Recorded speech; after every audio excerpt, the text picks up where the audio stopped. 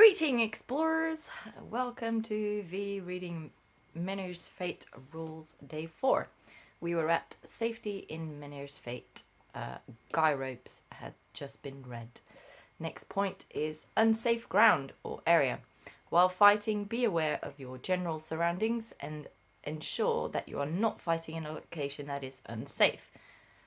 In brackets, bushes, cliffs, ditches, large puddles, or lava.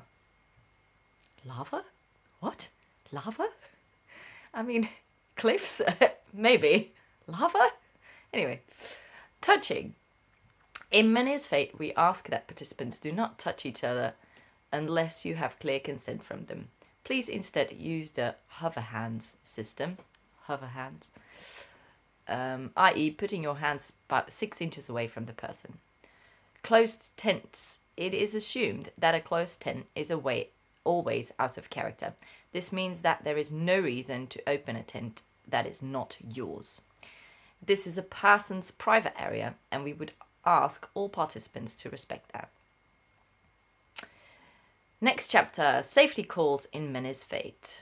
Most commonly, the following calls will be made by a member of Menhirs Fate team and are purely out of character and are for use in safety situations only. As a player, feel free to use them if a ref member is not present in the area. If you hear any of these calls, immediately stop what you're doing and follow the instructions of the ref or Menhirs team present. Player down. That'll be the first one. The first call.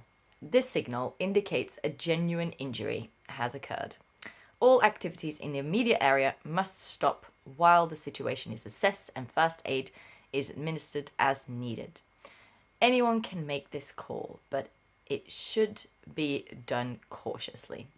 Please refrain from calling player down across a battlefield or skirmish unless you are alerting Menhirs Fate team to the situation. Refs work diligently or skirmish. I missed one. Refs work diligently to localize incidents to minimize disruption to gameplay. If you are near a player down situation, kneel and stay in place until Menhirs Fate refs instruct you to move or resume play. This call should never be used for in-character purposes. Safety is the next call. This indicates that the area is unsafe for an out-of-character reason. All activities in the immediate area must stop while the situation is assessed. Refs work diligently to localize incidents to minimize disruption to gameplay. If you are near a safety situation, stay in place until Menhirs Fate team instruct you to move or resume play. This call should never be used for in-character purposes.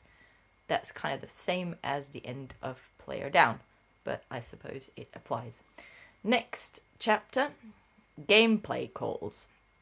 These calls will only be made by ref members to facilitate the game. First one, time freeze. The signal denotes a pause in the game world.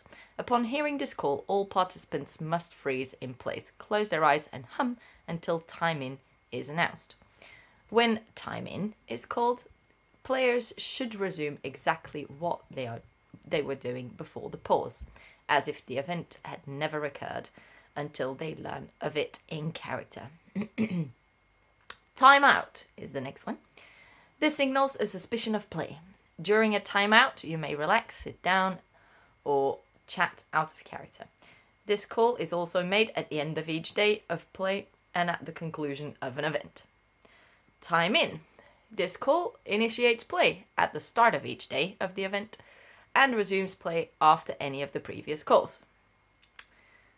Hand signals. All players must be aware of these hand signals and may be instructed by refs to use them. First one is hand in the air. Hand in the air. This signals that the person isn't there and cannot be seen. Please refrain from interacting or responding to any person with their hand in the air. Thumb down in the air. Like that, I'm assuming. This signals that the person is non-combatant and it is no longer safe to fight in their vicinity. Please move the fighting safely away from them. That makes sense. And that's the end of today's 5 minutes. Bye.